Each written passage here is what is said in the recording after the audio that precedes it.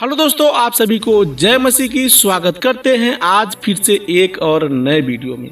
दोस्तों, जैसे परमेश्वर के बारे में जानना सबको अधिकार है, सबको जरूरी है कि परमेश्वर ने हर एक इंसान की रचना क्यों की है, परमेश्वर ने हमें क्यों सृजा है, क्यों बनाया है, क्या उद्देश्य है। वैसे ही हर एक व्यक्ति का उतना ही जानने का अधिकार है शैतान के बारे में। आप जानते होंगे कि शैतान हमारे पीछे कैसे पड़ा हुआ है।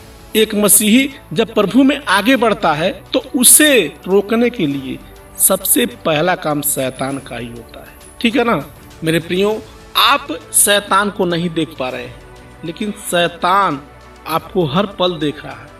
आप कहाँ जा रहे हैं, क्या कर रहे हैं, क्या खा रहे हैं, क्या पी रहे हैं, उसको सब कुछ पता है। यदि आपको शैतान को हराना है, यदि आप चाहते हैं कि शैतान आपसे डरे, तो सबसे पहले हमें क्या करना चाहिए, उसकी कमजोरी को जानना बेहद जरूरी है। ठीक है ना। यदि आप उसके कमजोरियों को नहीं जान पाएंगे तो वो कभी भी आपके ऊपर हमला कर सकता है। तो उसके कमजोरियों को जानने के लिए आपको क्या करना पड़ेगा, आपको ये परमेश्वर का वचन यानी कि बाइबल अध्ययन करना पड़ेगा, बाइबल को पढ़ना पड़ेगा। आपके लिए मैं 4 ऐसे वचन लेके आया हूँ जो कि आप शैतान से बचने के लिए ये परमेश्वर का वचन पढ़ सकते हैं। ठीक है ना। ये वचन मैंने भजन संहिता से लिया है। भजन संहिता अध्याय 25 का 2, 3 और 4 3-4 वचन है जो कि हम इस वीडियो में पढ़ेंगे और इसको समझेंगे। ठीक है ना। तो बिना देरी किए हुए चलिए वीडियो को स्टार्ट करते हैं। देखिए, जब हम पढ़ते हैं भजन संहिता अध्याय 25 का 2, तो यहाँ पर दाऊद लिखते हैं। दाऊद जो प्रभु के एक दास थे, वो राजा रहते हुए भी प्रभु के सेवकाई अच्छे से करते थे, प्रभु का भय मानते थे। लेकिन हम लोग कहाँ उतना भय मान पा रहे हैं प्रभु का। यदि हमारे अंदर भय होता तो हम इस पापी दुनिया में छोटा से छोटा पाप करने के लिए हमें 100 बार सोचना पड़ता, लेकिन हम छोटा से छोटा पाप वैसे ही करते जाते हैं। झूठ बोलते हैं, चोरी करते हैं, बात बात में मुंह से अपशब्द भी निकल जाते हैं, है ना। तो है हमें परमेश्वर का भय नहीं है। हम इस वचन के अनुसार नहीं चलते हैं, इस वचन का भय नहीं मानते हैं। मेरे प्रियो, आप जानते हैं कि हमारा परमेश्वर हमें हर पल कठिन परिस्थितियों से निकालता है। वो हमेशा हमारी मदद करता है। जब कोई व्यक्ति प्रभु को ग्रहण करता है, तो जब उसको पवित्र आत्मा मिल जाता है, तो वो पवित्र आत्मा तो उस व्यक्ति के अंदर ही है ना। वो पवित्र आत्मा परमेश्वर हर पल उस कठिन परिस्थिति में उस व्यक्ति का मदद करते हैं। वही पवित्र आत्मा यीशु मसीह भी है, वही पवित्र आत्मा पिता परमेश्वर भी है। तो हमें उस पवित्र आत्मा से अपने पापों का क्षमा मांगना चाहिए। जैसे दाऊद ये भजन संहिता में कहते हैं, हे मेरे परमेश्वर, मैंने तुझी पर भरोसा रखा है, मुझे लज्जित होने न दे, मेरे शत्रु मुझ पर जय जयकार करने न पाए। क्या कहते हैं कि हे परमेश्वर, मैंने तुझी पर भरोसा रखा है। एक व्यक्ति को जो प्रभु यीशु मसीह में आकर उद्धार पा लिया है, जो सही मायने में प्रभु के पीछे चलता है, उसको किस पर भरोसा होना चाहिए, उसको प्रभु पर भरोसा होना चाहिए कि हे प्रभु, मैं तुझसे अपने पापों का क्षमा मांगता हूँ। मैं जानता हूँ कि तूने हमारे लिए क्रॉस पर अपना बलिदान दिया। मैं जानता हूँ कि तू हमारी हमेशा मदद करता है, तू हमें कभी दुख में या कष्ट में नहीं देख सकता। प्रभु, तू हमारी रक्षा कर, तू हमें बचा। हम जो भी अपने जीवन में अच्छा करते हैं या बुरा करते हैं, प्रभु मुझे नहीं पता, तू मुझे बताने वाला है, तू मुझे मार्ग दिखाने वाला है। आप इस तरीके से जैसे राजा दाऊद प्रार्थना करते हैं प्रभु से, वैसे ही आप भी प्रार्थना कर सकते हैं मेरे प्रियो। ठीक है ना। फिर आगे लिखा है, वरन जितने तेरी बाट जो होते हैं उनमें से कोई लज्जित न होगा, परंतु जो अकारण विश्वासघाती है वे ही लज्जित होंगे। मेरे प्रियो, आप कभी लज्जित नहीं होने पाएंगे पैसों के मामले में, या फिर खाने पीने के मामले में, या फिर आपके घर में किसी भी वस्तु की कमी नहीं होगी। परमेश्वर आपको टाइम टू टाइम सारी जरूरतें पूरी करते जाएगा। लेकिन ऐसा नहीं है कि प्रभु आपको एक ही बार सब कुछ दे दे, ये संभव नहीं है। प्रभु आपको जो भी जरूरत है वो टाइम टू टाइम पूरी करते जाएगा। तो यहाँ दाऊद लिखते हैं, वरन जितने तेरी बाट जो होते हैं उनमें से कोई लज्जित न होगा। हम किसकी बाट जो होते हैं, उस प्रभु की बाट जो होते हैं। उस सृष्टिकर्ता की बाट जो होते हैं, इसने सारी जगत को बनाया है, आपको बनाया है, मुझे बनाया है, ठीक है ना। उसके सामने कोई टिक सकता है, कोई खड़ा हो सकता है? कोई नहीं। चौथे वचन में लिखा है, हे यहोवा अपने मार्ग मुझको दिखा, अपना पथ मुझे बता दे। क्या कहते हैं कि हे यहोवा अपना मार्ग मुझको दिखा, जो तेरा मार्ग है। आज के जमाने में यदि किसी नए विश्वासी को कह दिया जाए कि आपको प्रभु के रास्ते पर कठिनाइयां भी झेलना पड़ सकता है, जैसा कि बाइबल सिखाता है ना कि जो प्रभु के पीछे चलते हैं ना, उनके सांसारिक लोग शत्रु हो जाते हैं।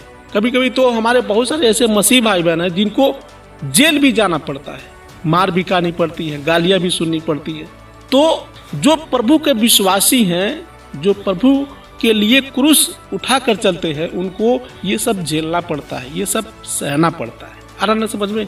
तो इसीलिए यहाँ दाऊद लिखते हैं कि हे यहोवा अपना मार्ग मुझको दिखा, अपना पथ मुझको बता दे। यदि आप मसीह में होकर अन्य लोगों की तरह जीवन जीना चाहें तो ऐसा नहीं हो सकता है। आपको प्रभु का रास्ता या संसार का रास्ता, दोनों में से एक रास्ता चुनना पड़ेगा। बाइबल सिखाता है ना कि कोई भी व्यक्ति दो नाव में पांव रखकर नहीं चल सकता है, उसको एक ही नाव में चलना पड़ेगा। यदि वो दो नाव में पांव रखकर चलेगा तो वो गिर जाएगा और नदी या समुद्र में डूबकर मर जाएगा। तो आपको यदि प्रभु के पीछे चलना है तो आप के लिए स्वर्ग यानी कि अनंत काल का जीवन आपका इंतजार कर रहा है। आप जब भी मरेंगे तो प्रभु के पास पहुंचेंगे। यदि आप सांसारिक जीवन जी रहे हैं तो आपके लिए नरक का रास्ता इंतजार कर रहा है, ठीक है ना। आगे लिखा है, मुझे अपने सत्य पर चला और शिक्षा दे, क्योंकि तू मेरा उद्धार करने वाला परमेश्वर है। मैं दिन भर तेरी बाट जोता रहता हूँ। क्या कहते हैं? मुझे अपने सत्य पर चला और शिक्षा दे। आप जानते होंगे कि परमेश्वर क्या है? परमेश्वर सत्य है, भले ही वो दिखाई न दे आपको और हमको। बहुत से लोग कहते हैं कि परमेश्वर दिखता तो है नहीं, हम उसका कहना क्यों माने, उसके रास्ते पर क्यों चले। लेकिन मेरे भाई, परमेश्वर ने जो आपको वचन दिया है, ये बाइबल दिया है, इसमें अपनी सारे बातें कह दी है। आज के 2000 साल पहले जो घटनाएं हो चुकी है ना, वो सारी घटनाएं ये बाइबल में स्पष्ट कर दिया गया है। यदि आपको अभी भी यकीन नहीं हो रहा है तो आप इतिहास तो पढ़ते हैं, आप इतिहास में भी देख सकते हैं कि प्रभु यीशु मसीह ने अपने जीवन में क्या क्या कदम उठाए थे, क्या क्या उनके जीवन में घटनाएं हुई थी। आपको यदि सच जानना है तो ठीक है ना। बाइबल क्या है? बाइबल एक ऐतिहासिक किताब है। आज के हजारों साल पहले की घटनाएं उसमें लिखी हुई है। यदि प्रभु के रास्ते पर आपको नहीं चलना है, इनकार कर देना है, तो आपको बहुत सारी बहाने हो सकते हैं, ठीक है ना। लेकिन जो प्रभु के दीवाने हो चुके हैं, जो प्रभु के पीछे चलने को तैयार हैं, वो कभी ये नहीं देखेंगे कि प्रभु दिखता है कि नहीं दिखता है, प्रभु है कि नहीं है। वो इस वचन के पीछे चलेंगे, इस वचन की सच्चाई को जांचेंगे, परखेंगे, चेक करेंगे, है ना, कि इसमें सच्चाई है कि नहीं है, झूठ है कि गलत है। तो आप भी उसी तरीके से इस वचन को जांचिए, टेस्ट करिए, परखिए। यदि आपको नहीं अच्छा लग रहा है तो मत विश्वास करिए, लेकिन यदि आपको अच्छा लग रहा है, यदि आपको इसमें सच्चाई दिख रहा है, तो भाई आपको विश्वास करना ही पड़ेगा। अनंत काल का जीवन, स्वर्ग का जीवन ऐसे ही नहीं मिल जाता है। सबको प्रभु के पीछे चलना पड़ेगा, नहीं तो जाइए अनंत काल के नरक में, तड़पिए, मरिए उस आग की झील में, ठीक है ना। तो क्या कहते हैं? मुझे अपने सत्य पर चला और शिक्षा दे, क्योंकि तू मेरा उद्धार करने वाला परमेश्वर है। मैं दिन भर तेरी बाट जोता हूँ। मेरे प्रियो, ये बाट जो होना क्या है?